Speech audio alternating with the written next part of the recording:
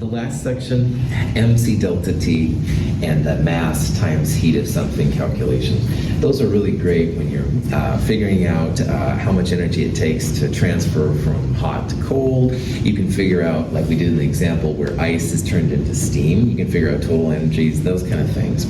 This next step, though, we're going to go back and look a little bit more at true delta H values, and which are, again, delta H is just enthalpy, the heat transferred at constant pressure.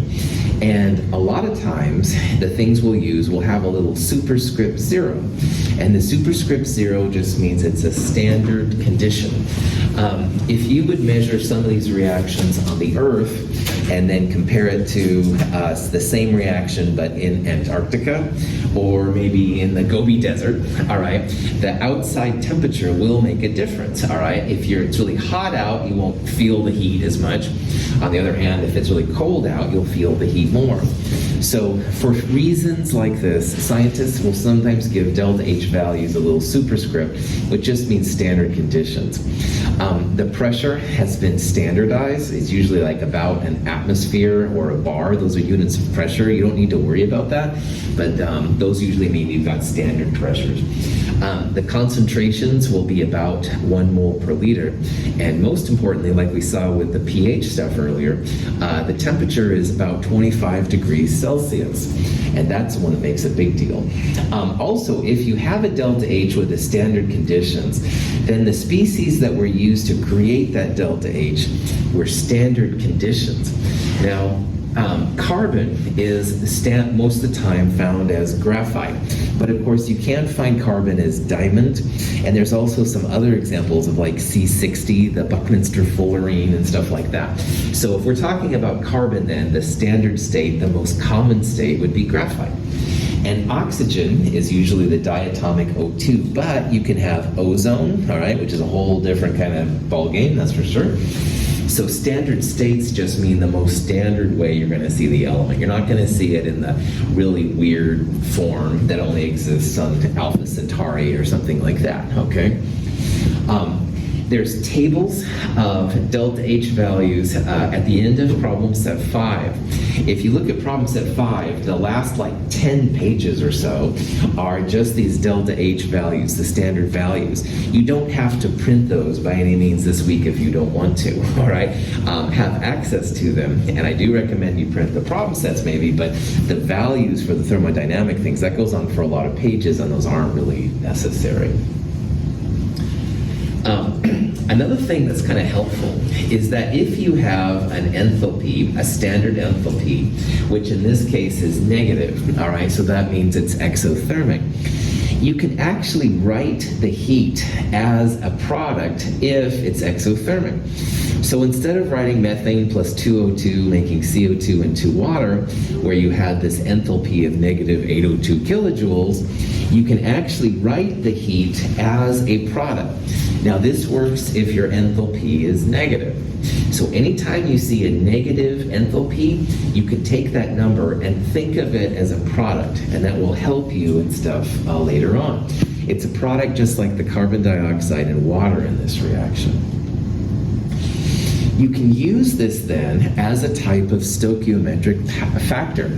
So just like in chapter 4, part 1, we would say, well, 2 moles of water are created for 1 mole of CO2. Well, you could also say that 802 kilojoules of energy are released per 1 mole of CH4 that's burned. Or you could think about it as 802 kilojoules of energy released for every 2 moles of water that form. And so the reason why chemists sometimes will do this is because you can make these kind of factors, all right? It's 802 kilojoules released per 1 mole of CO2 formed, or 802 kilojoules released for every 2 moles of O2 that are burned. So keep this in the back of your mind. It can be helpful. It's not used a lot, but it is another kind of conversion factor, just like the different stoichiometric factors we did earlier. If the reaction was endothermic, if you had a positive delta H, you would put the heat over here on the reactant side, and that's cool to do too. So if you had a positive delta H, instead of writing heat as a product, you would write heat as a reactant. Any questions on that? Okay, so here's an example of what this means. The standard enthalpy of combustion, i.e. deltaH, negative 2044 kilojoules. And it says, first of all, is this reaction exothermic or endothermic? Now, this is a review. What does a negative deltaH tell you about exo or endothermic? Exo, that's right. And enthalpy is negative, i.e. this number right here, that means it's exothermic. And you could literally write 2044 kilojoules as a product if you wanted to. You could write plus 2044 kilojoules. That's another way of expressing an exothermic reaction. If it was endothermic, if it was positive 2044, you could write 2044 over here plus C3H8 plus 5O2 and stuff like that. So just keep that in the back of your mind when you're thinking about these energies. Okay. If you write this out this way, then you can have things like grams to moles, like as always, but then you can turn it into how much joules of energy are actually released. So here's an example when we're burning methane, which again is what most of natural gas is all about. We're burning 128.5 grams of methane, and we want to know how many kilojoules of energy are released. Now this is the enthalpy of the reaction, and you can again think of it as like 802 kilojoules as a product. So we can use this to actually figure out the energy that's needed, that's going to come out of this reaction. So we'll take the joules of methane. CH4 is 16.04 grams per mole. And again, this number came from 1 carbon and 4 hydrogens. Carbon's about 12 grams per mole in the periodic table, and hydrogen's about 1. So 4 times 1 plus 12 is about 16. Now, some people use this reaction in here, which is fine. This is 802 kilojoules per mole of reaction. And there's 1 methane, so there's 1 methane in the reaction. That's what this is saying. You could also just skip this part completely and put minus 802 kilojoules per mole of methane, doesn't matter. But see how we did this? We went grams to moles of methane and then essentially multiplied it by 802. So that means that you're going to get out 6.43 times 10 to the third kilojoules for putting in and burning 128.5 grams of methane. And people that study the energy of mechanisms and stuff will want to know this. You could do the same process, for example, with gasoline, all right? You would turn grams of gasoline into moles. You'd have some kind of deltaH for the gasoline combustion in your car, and you could figure out how many kilojoules of energy were released, stuff like that. So this is a cool use of these deltaHs, all right? Like you put in, 40 grams of methane, how much energy are you going to get out? Grams to moles, look at the reaction. This is the energy per reaction. Any questions on that? So here's a problem. It says that how many kilojoules are released when 32 grams of oxygen are combusted? So same reaction is right here, but now we have 32 grams. Now, what's the molar mass of O2?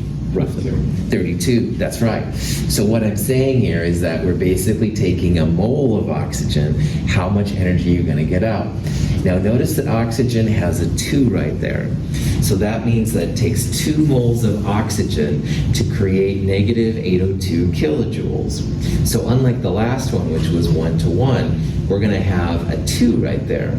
So 2 moles of oxygen are needed to create negative 802 kilojoules. So I took grams of O2 to moles, and it's about 1 mole exactly. And then negative 802 kilojoules came out for every 2 moles of oxygen.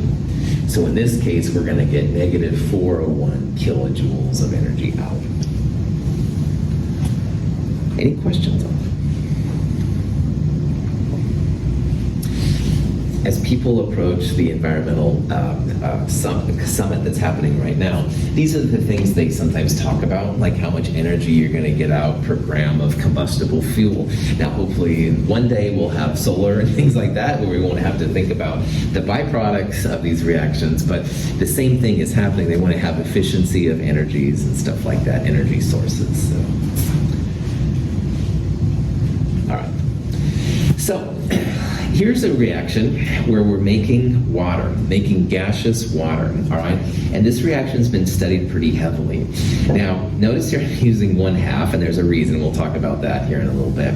But making 1 mole of gaseous water, negative 242 kilojoules of energy is given off. So is this an exothermic or endothermic reaction? Exothermic, well done. All negative delta H's are exothermic. So making water, you get a lot of energy out, and that's really cool. Let's say I said to you, oh, come on, fractions, get rid of the fractions. And most of the time I will say that, by the way. So I said, okay, fine, I'm going to multiply everything through by 2. So instead of 1H2, I've got 2. Again, 1/2 times 2 is just 1, so your instructor's happy. 1 times 2.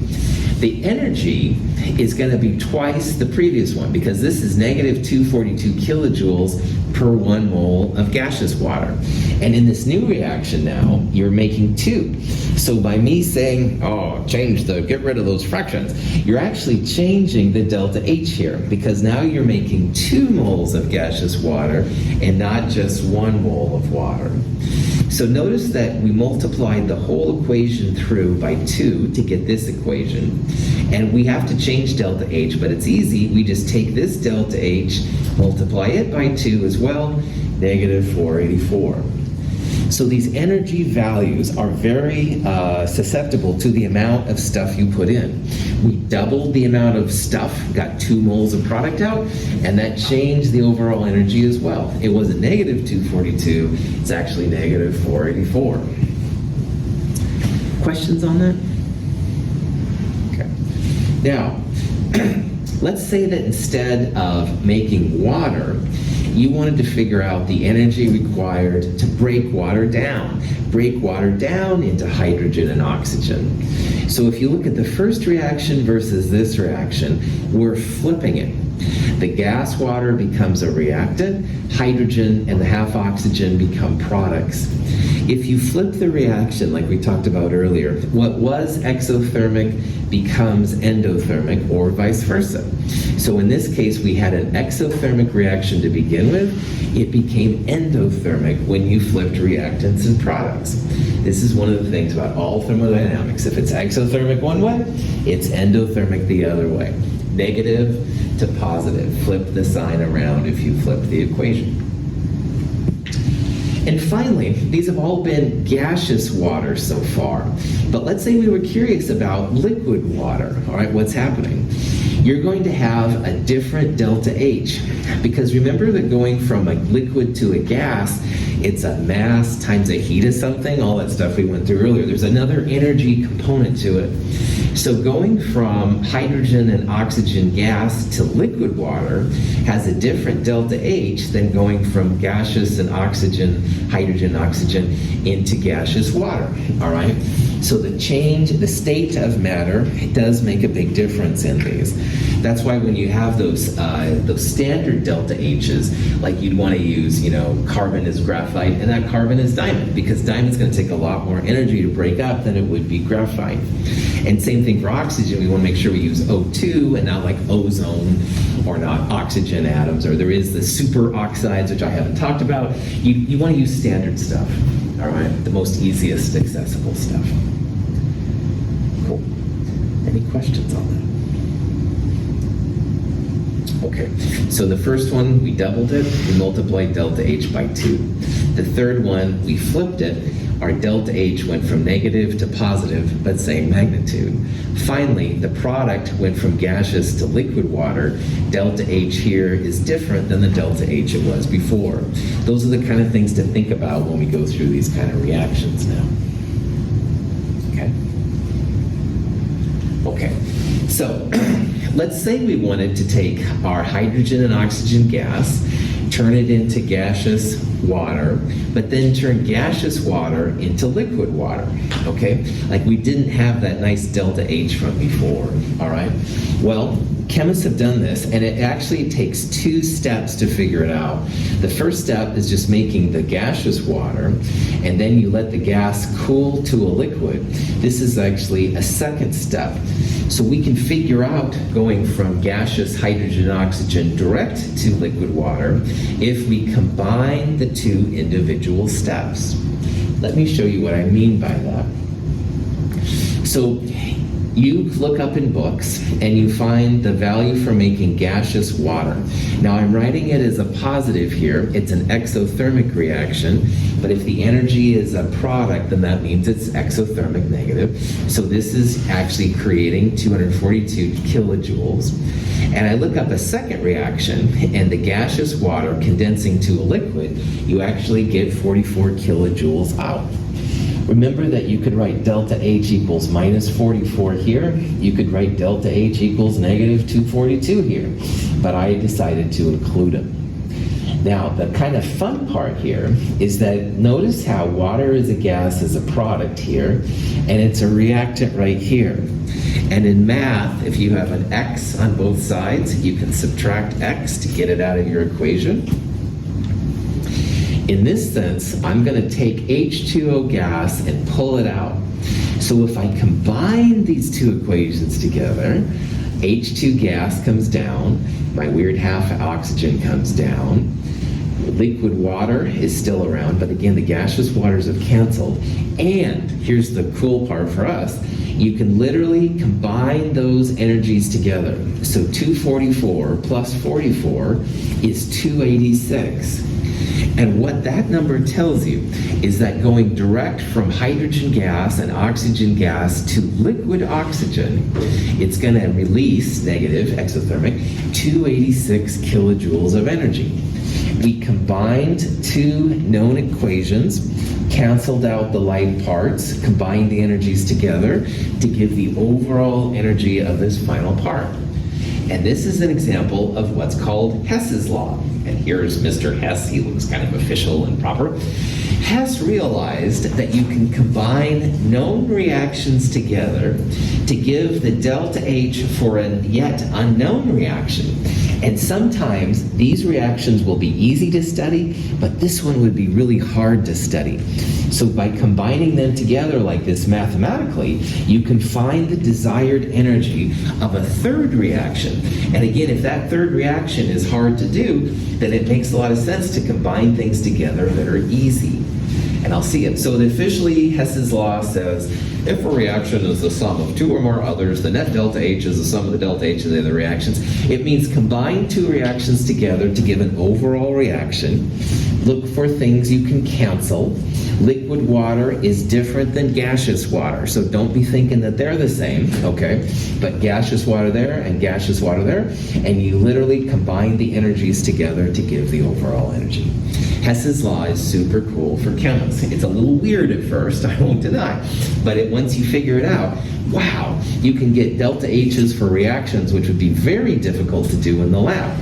But you take 2 easy reactions to do, flip them around, whatever you need to do to give the energy. Hess's law is pretty cool. Questions?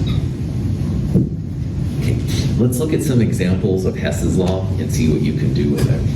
Here's a reaction where we want to find the delta H for the formation of ammonia, NH3. And in our case, what we want is we want 3 hydrogens and a nitrogen, making 2 ammonias. And creating this would be not the easiest. There'd be some weird things. However, if we look in textbooks and stuff, we have these 2 reactions. And here's 2 hydrogens and a nitrogen making what's called hydrazine, N2H4.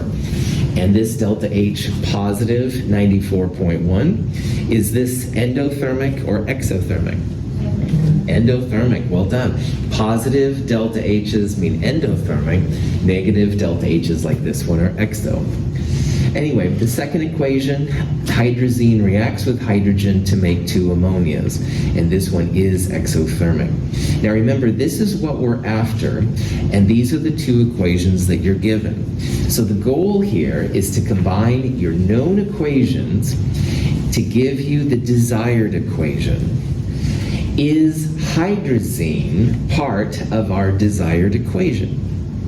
No, right on. There's no N2H4 up here, all right? We've got H2, N2, and NH3, but N2H4 is not part of it. So when we combine our known equations, we've got to make sure that all the hydrazine cancels out. We don't want to have any hydrazine left over. When you're doing Hess's law, all right, I see that N2 is a reactant, and I want to have N2 as a reactant. And I see that two NH3s here are products, and we want two NH3s that are products. I look for these things when we're combining them. Now, H2 is a little tricky because there's two here and one here. But if you combine both of these equations together, 2H2 plus 1H2 all on the reactant side is going to make 3H2. So I'm going to try and just combine the reactions together as is. So what I've done at this slide is I took all the reactants, 2H2 and N2 plus N2H4 and H2. And on the product side, I have all of the products, N2H4 plus 2NH3. That's really what it means to combine reactions together. And notice how there's N2H4 here and N2H4 here. I can pull those out. Likewise, I've got 1H2 here and 2H2 there, so I can combine those together to make 3H2. So when you cross out the N2H4s, add the 2H2 and the H2 together to give 3H2, voila, here is our desired reaction, all right? I use the desired reaction to look for ingredients which are good to go. So N2 is a reactant, and I want N2 as a reactant. NH3 is a product, I want NH3 as a product, etc., etc. And I also want to make sure that the things that don't appear in the final equation, i.e. hydrazine, are canceled out, like one on each side. And then the big money thing for these kind of reactions, the deltaH3, the overall deltaH, we would combine these two numbers together. So minus 187.6 plus 95.4, negative 92.2 kilojoules. So making ammonia from hydrogen and nitrogen directly should be exothermic, and we should end up with minus 92.2 kilojoules of energy out. Questions? We will do some Hess's Law stuff on Wednesday. So Hess's Law problems are kind of fun, I think. I like puzzles, I'll be honest. So I'm like, oh, okay, we want this as a product, but we don't want these. And anyway, you'll see as you get into it that they're kind of fun. But if you get stuck on Wednesday, we're going to talk more about it too. Okay. All right. Now, the many pages at the end of problem set 5 have a whole bunch of these deltaHF values. And the background of this slide shows some of them. And there's different values depending on if you look at Google or my version and stuff. But most of the numbers that you see are negative. There are some positive ones. All of these numbers in that table you're going to use, at least the first column, are what they call a standard molar enthalpy of formation. And they get this symbol right here. Now, deltaH is enthalpy. The little 0 right there means standard state, so we're not doing it in Antarctica, we're doing it in 25 degrees Celsius, standard conditions. And the F means formation. And these are actually really important to scientists. And there's actually a group in the United States, the NIST, and they are, in the United States anyway, responsible for getting the numbers that you see in this table. And so they actually stay in a basement and they study these values, and it's kind of slow and boring, I would think, but they're super useful. Most of the numbers are negative, but some of them are positive, and we'll talk about now what these formation values mean.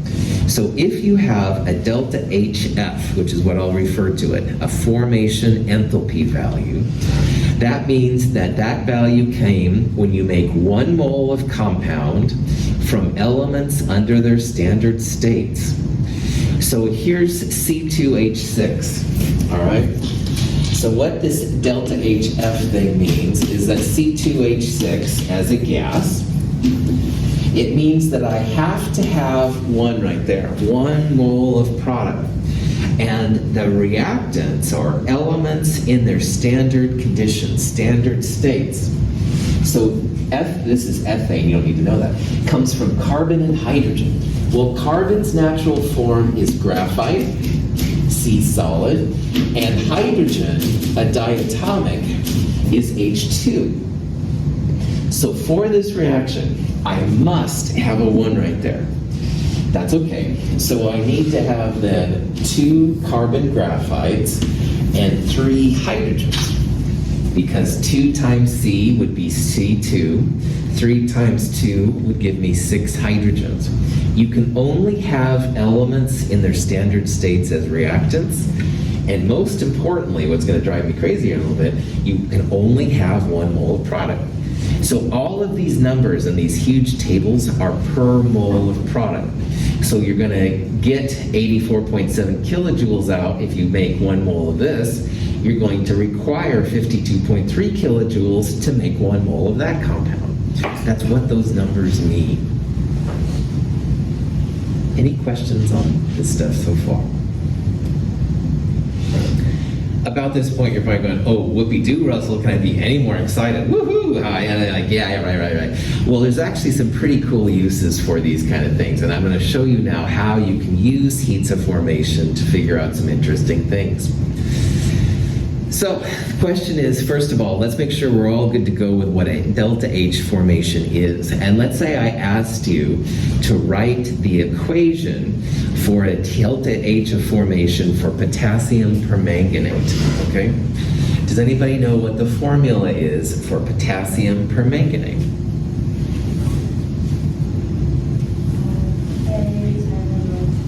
Bam! Well done. KMNO4. Permanganate is MnO4 minus 1. K is K plus, so KMNO4. So what that means then is we want to have KMNO4 as our only product. And we only can have 1 mole of KMNO4. Now, the reactants are going to be elements in their standard states. So KMNO4 is going to come from a K. Potassium is normally a solid. You can, the periodic tables here, the black ones are solid. Manganese is by itself, but oxygen, O2, is a diatomic. So KMNO4 is going to come from 1 K, 1 Mn, and 2 Os. 1 mole of product, and all reactants are elements in their standard states. That's what a heat of formation is all about. Okay? KMNO4 makes a really cool purple-looking solution. It's really neat. Do some cool chemistry with it, blah, blah, blah. Any questions on that? Okay. Now, here's the one that's just, as me as the instructor chemist, I'll tell you why in a little bit, besides just me having weird this. And once again, this is now writing a delta HF for methanol, CH3OH, okay? So just like we did with KMNO4, we're going to have reactants in their standard, or 1 mole of product, which is CH3OH. Now in CH3OH, you have carbon, hydrogen, and oxygen, okay? So carbon, like we saw, is graphite. You can also just write C solid, that's okay. H2 is one of the diatomics, and it's a gas. What's the normal form of oxygen? O2, that's right, O2 is a gas. So when I do methanol, CH3OH, carbon, hydrogen, and oxygen. Okay, well, 1 carbon, no problem. H2, I have 3 plus 1, 4 hydrogens. Hydrogen comes in 2s. I'll put a 2 right there to make that balanced. 1 oxygen. Oxygen comes in twos. Every other chapter, I would make you multiply everything by 2. So 2, 4, one of these, 2 methanols, balanced equations, no fractions. But when it comes to heat of formation, you must have 1 mole of product. So, it drives me crazy. But even I, as your fraction-hating chemistry instructor, must write a half right there, because you must have only 1 mole of product for a heat of formation. If this wasn't a heat of formation, I would make you multiply through everything by 2, because I really don't like using fractions in chemistry. It makes people confused. That being said, heats of formation must be 1 mole of product. So even I have to write a fraction here. Don't feel bad for me. I've gone through years of therapy with it and stuff, and I'm okay. No, seriously, this is the one time where fractions are okay. All right, I kind of play around with them and stuff, but this is one time where even you gotta have fractions. Alas, it's tough being an instructor, right? Anyway, just prop that back on. Any questions on this process? So what, Russell? These numbers are boring. Oh, I don't know who said that in the back there. Wes, no, I think it was somebody. Just joking. Seriously, the use of these, though, is really cool. And the use of these is in this equation, which you're probably like, that looks pretty ugly, so let me explain it. If you know the enthalpies of formation, those deltaHF values, for all the reactants and products, instead of going through Hess's law, you can use the sum of the deltaH of products minus the sum of the deltaH reactants. Now, don't be intimidated by this weird expression. This is the summation sign in math, and it means add up all of them, all right? So what it's saying here is you add up all of the product enthalpies, and you subtract, add up all of the reactant enthalpies. And that's where these deltaH of F formation values come in handy. Products are energy that you gain. You get energy out, usually upon making products. On the other hand, to make the products, you need to break up the reactants. So you're spending some energy to make the reactants turn into products. So you can think about this as like products minus reactants, or energy gained minus energy spent, all right? But the numbers are the same, and this is where we'll use now those tables of deltaHF values. And this is super, super handy, as we're going to see. Okay, so here's an example.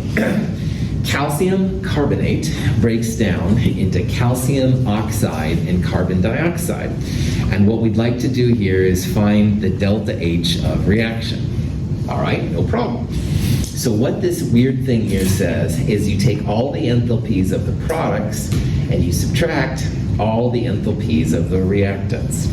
So in this problem, CaO and CO2 are products, and we only have one reactant, CaCO3. So we're going to use a table like at the end of problem set 5 or in your book or Google, whatever, and we're going to look up deltaHF values for CO2 and CaO and add them together. That's going to be this part right here. We're adding up the deltaHs of the products, CO2 and CaO. We're going to subtract the deltaHs of the reactants, and there's only one of them here. So we'll look up the CaCO3 deltaHF. That will be going right there. So products minus the one reactant will give us the deltaH for our reaction. Here's a way to break it down. DeltaH of CaO plus deltaH of CO2 products minus deltaH of reactants, and there's only one reactant, so deltaH of CaCO3. So if you use the table that's part of problem set 5, all right, CaO negative 635.1, CO2 negative 393.5, CaCO3 negative 1206.2. So products, these two together, minus reactants, which is only one of them here, mathematically this comes out to be positive 177.6 kilojoules. So making calcium carbonate break down to calcium oxide and CO2 endothermic. And it's going to take 177.6 kilojoules to turn 1 mole of CaCO3 into calcium oxide and CO2. The N values here are the numbers that go in front of the reactants and products, and they're all 1 here, so we didn't really use the N part. I'll show you an example of using a different N value here in a little bit. But again, look these numbers up, products minus reactants, bam. Sound effects not necessary. Any questions on this process and stuff? Okay. Methanol is a type of alcohol. When people drink unpurified drinking alcohol, sometimes you heard about them going blind, and it's the methanol. Methanol is closely related to ethanol, which is the drinking alcohol. Methanol is bad stuff. No drinking, just so you know, kids. But anyway, this is another problem. We want to find the overall enthalpy. So products minus reactants. The products here, CO2 and water, and notice there's 2 by the water right there. And reactants, methanol and 3/2 O2. So what we'll do is we'll look up the CO2 and the water gas values. And remember that a gas water will be different than liquid water, so make sure you've got the right phase involved. Then we'll take those and we'll subtract the methanol as a gas and the 3/2 oxygen as a gas. So as before, look up those values, products minus reactants. But one thing I haven't mentioned yet is that if you have an element in its standard state, those all have heats of formation equal to 0. So oxygen is the standard state of oxygen. It's not O2 as a liquid or ozone. So if you want to save a little time, O2 is going to have a delta HF of 0. So you don't have to look that up. You have to look up all the compounds. If this was liquid oxygen or ozone, you'd have to look that up too. But O2 gas, hydrogen as a gas, sodium as a metal, any of the elements in their standard states, they'll have values equal to 0. So when you're looking these up, this can save you like a little bit of time. Questions on that? Yeah. So does each compound have its own enthalpy value? You can't like add together the enthalpy values of the individual atoms to find it? Correct. It has its own thing? Correct, that's right. The products are usually a lot different than the reactants you put in, and I don't know of any way to predict what the individual elements are, like add them up to give a compound. Right. The compounds have their own kind of special things. Intermolecular forces is one fancy name that we'll use next term. That's something a compound does that an element doesn't. And so I think to do what you just proposed, which was a really cool idea, by the way, you'd have to know about those kind of things, which would probably be pretty tough to do. So they have to be done separately. That being said, all of these values are things you can look up. You don't have to memorize any of them. If you know the elements are 0, it saves you time, but honestly, you can look those up too. You'll just find that they're 0 and it won't be any help to you. Awesome question. Other questions? Okay, so on this problem, you're going to take the products and subtract the reactants. The product side, you'll look up a value for CO2 and use that as is. For water, 2 important things. Make sure you use gaseous water, not liquid water, or solid water, which does exist, by the way. You want the gaseous version. The phase makes a big difference. But the second thing is this is where the little N part, what's not here, the N comes in handy. There's 2 moles of water. So you want to multiply the 1 mole of gaseous water by 2. That's what that part means right there. And then from that, you'll subtract the reactants. Methanol as a gas will have a value. Oxygen, if you look it up, though, will be 0 because oxygen's natural state is a gas. If it did have another value, you'd multiply it by 3/2, but you don't need to worry about that. So it looks like the heat of formation for CO2 plus 2 times gaseous water minus the reactants, 3/2 of O2, and the heat of formation for methanol. There's methanol, by the way, down there. But anyway, you look these numbers up in that table, and again, that table is something you do not have to print, just have access to it on your phones or computers or whatever. CO2 minus 393.5, Water, negative as a gas, by the way, negative 241.8, but we multiply it by 2. All right, that's where that 2 part comes in there. Each of those delta formation is per 1 mole, so because we have 2, we need to multiply it by 2. Oxygen is 0, so 3/2 of 0 is 0. Don't have to worry about that. Methanol minus 201.5. So products minus reactants comes out to be negative 675.6. So that means this reaction, exothermic, you're going to get energy off by burning methanol, which is kind of the cool thing. But again, products minus reactants, the elements 0, don't even have to look them up, but if you do, it's fine, they'll just say 0. And if you do have a non-stoichiometry that's larger than 1, make sure you include it when you multiply out the values. Any questions? Doing these kind of problems with Hess's law can also be done, but there would be many steps put together. So products minus reactants is definitely the way to go if you can, all right? Sometimes you have to use Hess's law, all right, and that's totally awesome. But this way makes short work of these kind of things. So. Okay, so here's an example. We want to calculate the enthalpy change for this reaction right here. C2H6 plus H2 going to C2H4. And we're given these 2 deltaH values, all right? So this is one of the problems where you can use deltaH products minus deltaH reactants. So deltaH products, no problem. C2H4, this number right here. So 52.5 minus the reactants, minus the C2H2, this number. Uh-oh, we don't have delta HF of H2 here. Why don't we have delta HF of H2 listed here? 0, it's an element. I like all of these answers. Well done, you guys are on. Sometimes it takes people a while to figure this out. Yeah, H2 is an element in its standard state. So any element in its standard states would have a delta HF equal to 0. And so if you have a big table, you can look it up and it'll be 0. You don't have to worry about it here. So C2H4, this number minus this number is essentially what you would do in this problem.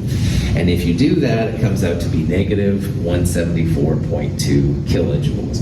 This is kilojoules per mole per reaction. Don't worry about that, just the overall delta H of the reaction itself. The important part here is that A, products minus reactants, and second of all, remember, elements in their standard states, values equal to 0. Any questions on that? And again, anything on the periodic table in its standard state would be 0. So mercury, number 80, is a liquid. If it was Hg as a liquid, value would be 0, all right? Once in a while, you'll see like Hg is a gas, for example. That is not the standard state, so then you'd have to look up what that value was, all right? And the same thing, like you can't have like liquid hydrogen. That's a non-standard state, so you'd look that up, but here, H2 gas, no problem, nailed it. Yeah.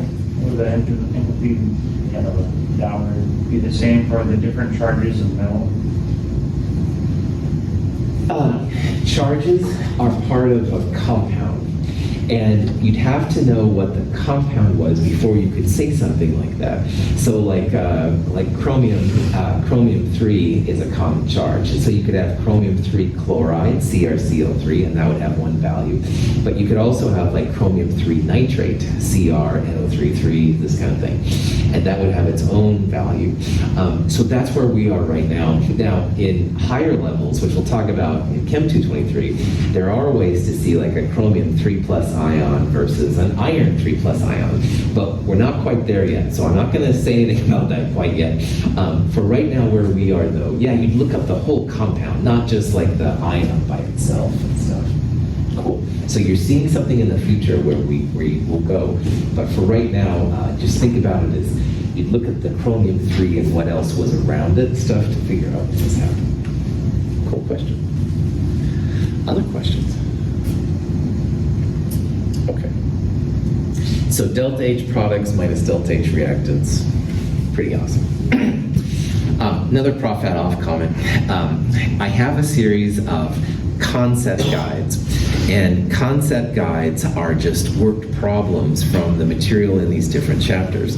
And you might check out the if this stuff is like a little bit, look up the concept guide for chapter 5, all right, because it has examples of using Hess's law, and it has examples of products minus reactants, how they work. It's a handout that's online. I can absolutely send you a link if you can't find it, so don't spend a lot of time looking around. If you can't find it, just email me and I'll send you back a link right away. So, all right. These last little parts, I want to talk a little bit more about calorimetry. And calorimetry is just a way that people measure heats of reaction and heats of formation. And, honestly, talking about fuels and energies can be a little bit slow. But man, all of you getting to Mount Hood here today, you needed some form of transportation. So you needed to know, someone needed to know anyway, about energy and how it moves around. If you use electric versus gasoline, of course, there's good to know. It's good to know in terms of not only energy efficiency, but also in terms of environmental impacts, which is what we're dealing with now with greenhouse gases and stuff. So all this stuff is kind of important. Believe it or not, I've talked with several people in the automotive sections here at Mount Hood on different aspects of calorimetry, like how to measure different joules and stuff. So it's a pretty interesting thing that goes beyond just chemistry. Anyway, most of the time in calorimetry, when they're figuring out deltaHFs or anything, they'll use one of these bomb calorimeters. And I mentioned it briefly earlier, but I want to talk a little bit more about how this works. Most of the bomb calorimeters are like a big, gallon jug kind of thing. And they're very well insulated, all right, with some kind of insulating material.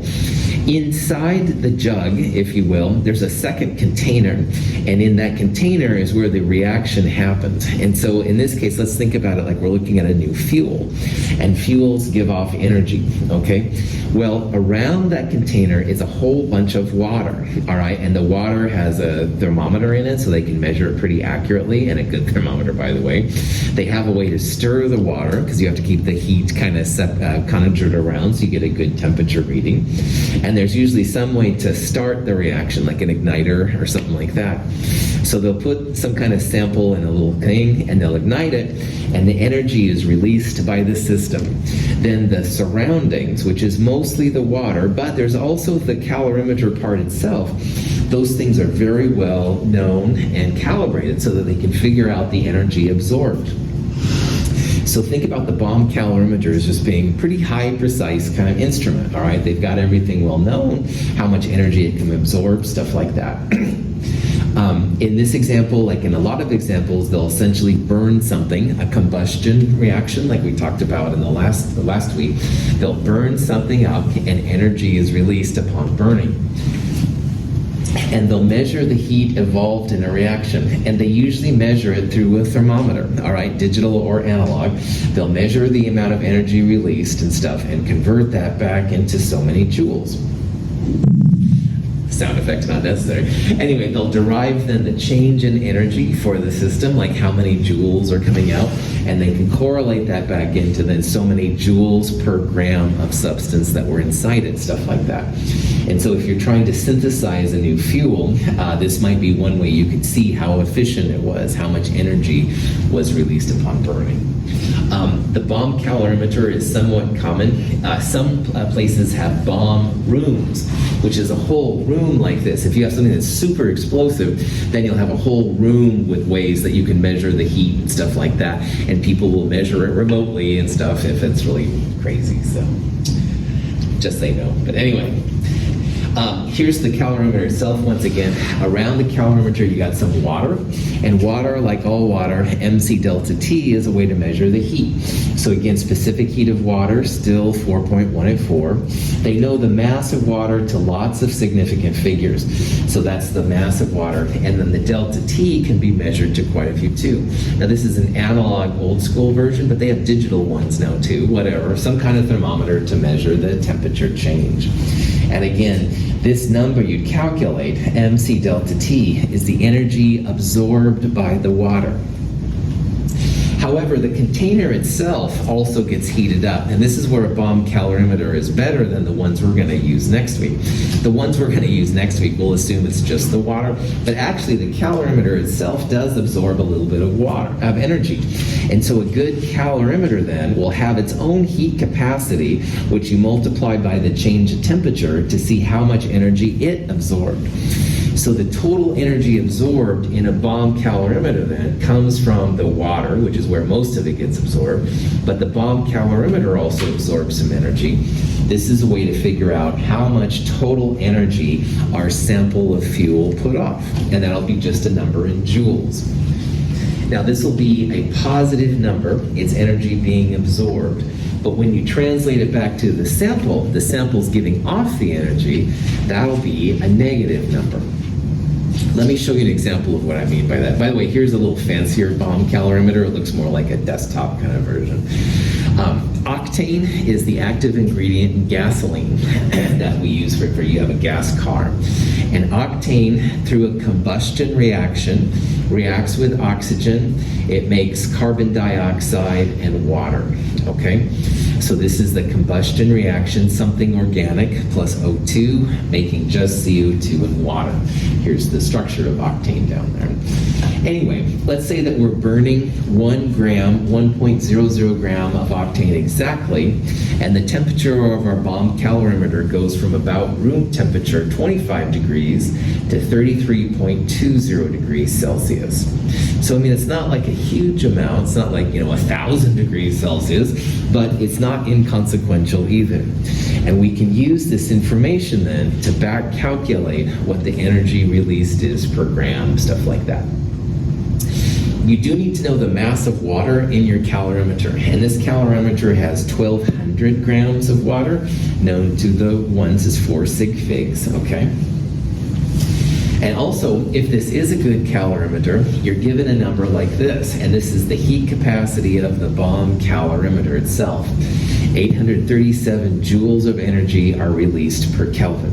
Now, we're going to record things in Celsius, and remember that because these are deltaT values, Celsius and Kelvin can be interchangeable. So we can use this information to actually calculate the heat of combustion of octane. So, first of all, you got to figure out how much total energy was absorbed by your water and your calorimeter.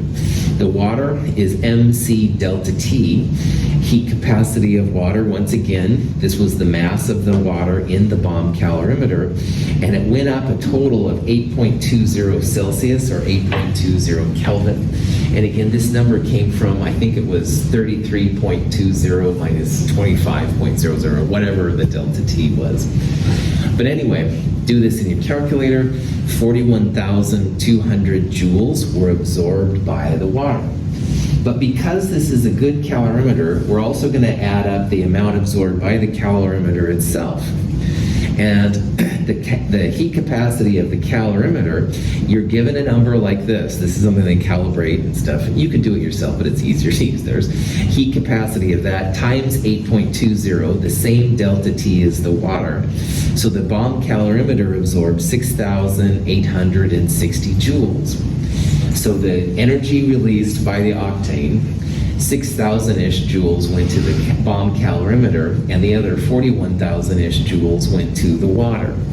So the total energy then, in this case, evolved by the sample is 48,100 joules. You would add those two numbers together in order to get that value.